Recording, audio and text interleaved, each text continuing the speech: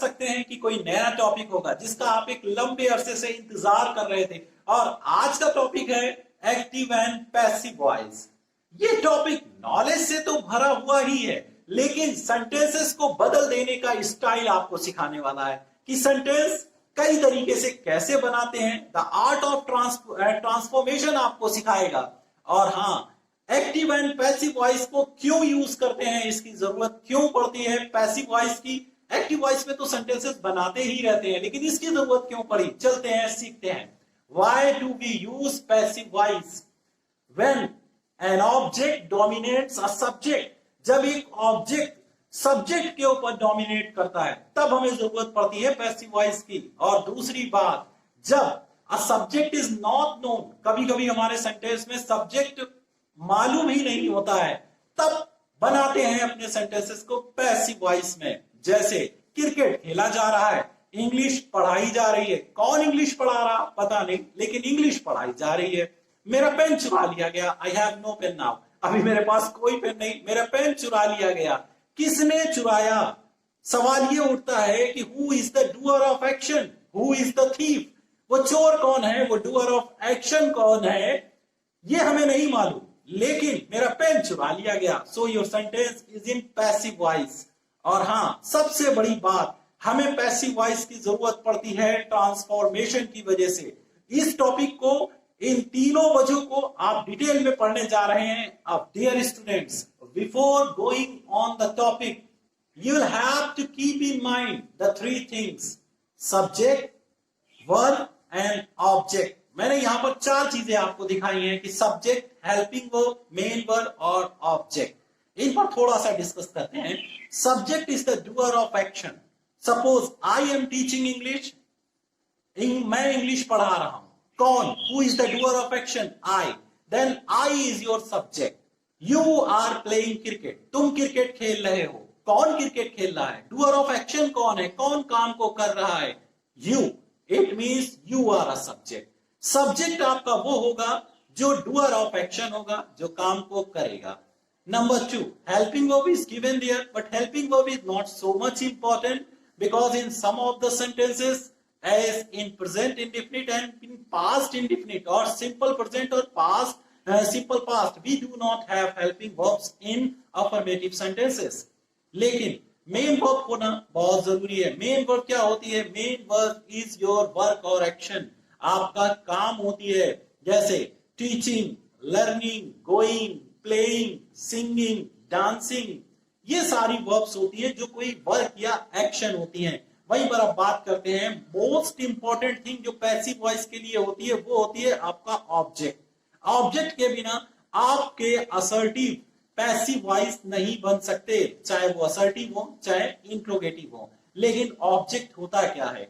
Object is the receiver of action, काम को प्राप्त करने वाला, या एक्शन इज डन ऑन, ये जिसपे काम किया जाता है। लेकिन उससे इंपॉर्टेंट बात, object is an answer to what and whom. Answer होता है क्या और किसे का। जैसे यू आर प्लेइंग क्रिकेट, तुम क्रिकेट खेल रहे हो। क्या? क्या आपका क्या खेल रहे हो? क्रिकेट। इसका मतलब व्हाट का जवाब क्रिकेट है। Cricket is your object. And another, I am teaching English, मैं इंग्लिश पढ़ा रहा हूं। व्हाट? इंग्लिश। इसका मतलब इंग्लिश आपका ऑब्जेक्ट है। He gave me a pen, उसने मुझे एक पेन दिया। किसे एक पेन दिया? Who is the receiver of action, किसे? हु? मी, मुझे दिया। Me is your object. I teach them, मैं उन्हें पढ़ाता हूं। किसे पढ़ाता हूं? उन्हें। तो इसका मतलब जो आपके व्हाट और हुम के रिप्लाई होते हैं वो आपका ऑब्जेक्ट होते हैं। और ऑब्जेक्ट कब मिलता है व्हाट और हुम का रिप्लाई? एक ट्रांसिटिव वर्ब के साथ। वो मेन वर्ब जो आपकी ट्रांसिटिव वर्ब होना चाहिए। Transitive verb always has, always have. A transitive verb always have. एक ट्रांसिटिव वर्ब में हमेशा आपका एक रिप्लाई होता है, जो रिप्लाई होता है व्हाट और हुम का। इन ट्रांसिटिव वर्ब में ऐसा नहीं होता है, और पैसिव वॉइस बनाने के लिए ट्रांसिटिव वर्ब का होना बहुत जरूरी है। इसमें एग्जांपल दिया हुआ है, Raj is writing a letter, Raj एक लेटर लिख रहा है।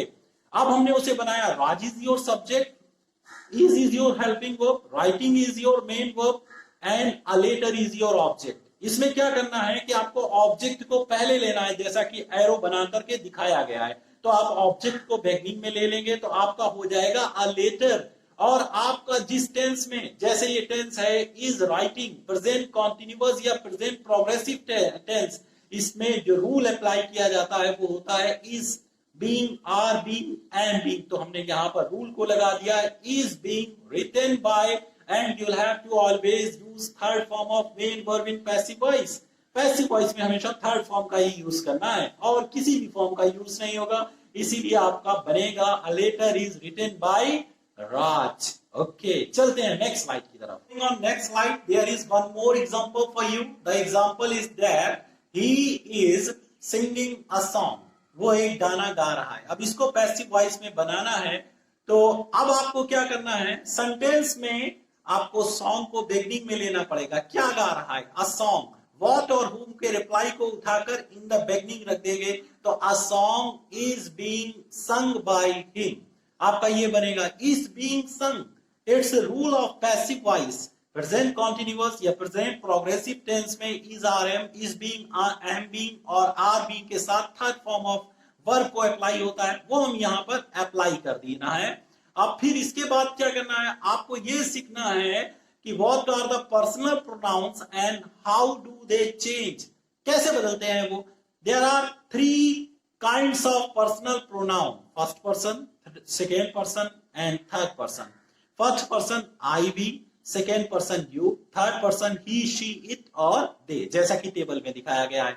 हम क्या करेंगे, if I is in the beginning, अगर आई शुरुआत में आ रहा है और जब हम उसे बाद में ले जाते हैं, जैसा कि पैसिव वॉइस में होता है, बाय करके लगाते हैं, तो then it will change into by me. We आ रहा है तो बाय अस हो जाएगा, यू आ रहा है तो बाय यू हो जाएगा, ही है तो बाय हिम, शी है तो बाय हर, इट है बाय इट ही रहेगा और दे है तो बाय देम का हम यूज करेंगे। लेकिन उससे ज्यादा इंपॉर्टेंट चीज, हम पॉजेसिव केस, इसमें देखिए सब्जेक्टिव केस दिखाया है, ऑब्जेक्टिव केस दिखाया है और पॉजेसिव केस दिखाया है। पॉजेसिव केस के प्रोनाउंस को कभी भी नहीं चेंज करेंगे। माई ब्रदर आ रहा है तो चाहे ये बिगनिंग में आएगा या बाद में जाएगा तो माई ब्रदर का माई ब्रदर ही रहेगा। लेकिन सब्जेक्टिव केसेस या नॉमिनेटिव केस भी कह सकते हैं, सब्जेक्टिव केस ऑब्जेक्टिव केस में चेंज हो जाएगा और ऑब्जेक्टिव केस सब्जेक्टिव केस में चेंज हो जाएगा। क्यों चेंज होगा, क्योंकि ऑब्जेक्ट आखिर में होता है, जैसे आई टॉट हिम, मैंने उसे पढ़ाया। अब हिम जब बिगनिंग में आएगा तो वो ही हो जाएगा, because it is in nominative और सब्जेक्टिव केस। नाउ जब ये सब्जेक्ट की जगह पर आ रहा है तो ये सब्जेक्टिव केस में ही होगा। तो यहां पर आई टॉट हिम का ही वॉज टॉट बाय मी हो जाएगा और आई जब बाद में जाएगा, ऑब्जेक्ट की जगह पर जाएगा, तो जाहिर बात है कि हमें ऑब्जेक्टिव केस का ही यूज करना है।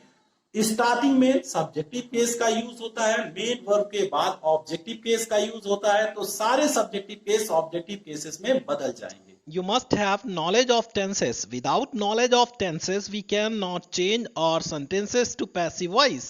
So, dear students, please go through this chart of tenses as there are rules in every column. Prepare them well to proceed further on passive voice. And now this is the chart of passive voice. You'll have to prepare the rules. And in the column of present indefinite, there is rule is, rm, third form of verb. In the column of past indefinite, you are having was verb, third form of verb. In future indefinite, will be, shall be, third form of verb. In present continuous, is being, are being, am being, third form of verb. In past continuous, was being, were being, third form of verb. And in future continuous, no change. The sentence will not be changed here. In present perfect, has been, have been, third form of verb. In past perfect, had been, third form of verb. In future perfect, will have been, shall have been, third form of verb. And in perfect continuous, whether it's present perfect continuous or past perfect continuous or future perfect continuous, passive voice will not be made. Okay, let's proceed further after learning the rules of passive voice. Now, there is a sentence for you. I am singing a song. I is a subject, am is a helping verb, singing is a main verb, a song is an object. Now, the tense is present continuous. and the rule applied in present continuous in passive voice is being, are being, am being, and third form of verb. So what you have to do is, now a song will be taken in the beginning, so a song is here, is being, and third form of rule is applied because the earlier sentence of active voice was in present continuous. Okay, is being, are being, third form of verb. Now what you have to do, you'll have to take I, okay, after main verb. So you are doing here by me. Okay, a song is sung by me. The next sentence is, they were killing a snake. They is a subject, were is a helping verb, killing is a main verb, and a snake is your object. You'll have to take object in the beginning. So a snake is taken here, and was being third form is applied because this is the rule of past continuous in passive voice, and they will be changed into by them because you are keeping it at last. Okay, next sentence is, I gave him a pen. You'll have to take him. Him is your subject now. He was given. Was, were, and third form of verb is applied because the sentence is in past indefinite, and in past indefinite in passive voice you apply was, were, and third form of verb. So you'll have to take him. He was given a pen by me. If you want to take your object a pen, then you can also make your sentence in passive voice.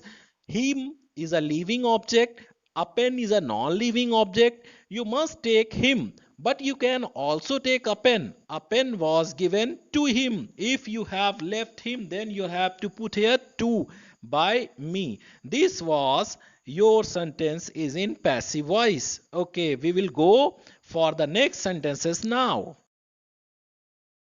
Dear students, there is a chart for better understanding of passive voice. And the first sentence is in present indefinite or is in simple present. They always do their duty. Their duty is your object. You will have to take their duty in the beginning. Their duty is always done by them. Next sentence, we always helped the poor. The poor is your object. So take it is the beginning, the poor, and the rule will be applied was, were, and third form of verb. The poor were always helped by us. Next sentence is, he will not help me. You'll have to take me in the beginning. So you'll apply here shall be, not will be. Okay, I shall not be helped by him. Next sentence of present continuous or of present progressive tense. The gardener is not watering the plants. The plants are not being watered by the gardener. Next sentence, you were not listening music. Music was not being listened by you. These are very simple sentences. Learn it with attention. Next sentence is, he has hidden my box. My box is your object because it is an answer to what? My book will be taken in the beginning. My book has been hidden by him. He has never seen the Taj. The Taj had never been seen by him. And your last sentence is, we shall have finished the task. The task will have been finished by us. Okay, these were your sentences in all tenses. Okay, please keep in mind and go ahead. Students, आखिर में आपको मैंने यहाँ पर exercise दी है. इस exercise को करना है और आप ऑनलाइन क्विज को भी सबमिट कर सकते हैं इस एक्सरसाइज की. Please go to the description box of this video. इस वीडियो के डिस्क्रिप्शन बॉक्स में जाएं. आपको वहां पर क्विज का लिंक दिया गया है. वहां से लिंक को फॉलो करके आप एक्सरसाइज को ऑनलाइन भी सबमिट कर सकते हैं और अपने स्कोर को जान सकते हैं. और if you want to note down the material of passive voice, you can go to the link of photos, Google Photos. The link is also given here. Okay, the exercise, Shakespeare wrote Macbeth. Okay, the sentence is in past indefinite. Please recall the rule of past indefinite. That is was, were, third form of verb. Okay, so you'll have to take Macbeth in the beginning. Macbeth was written by Shakespeare. Absolutely right. बिल्कुल सही बनाया आपने. Rahul is washing the cloths. The cloths will be taken in the beginning. The cloths are being washed by Rahul. Okay, the remaining sentences you'll have to do yourself. Okay, I'll wait for the submission of your quiz. Okay, thank you very much for watching.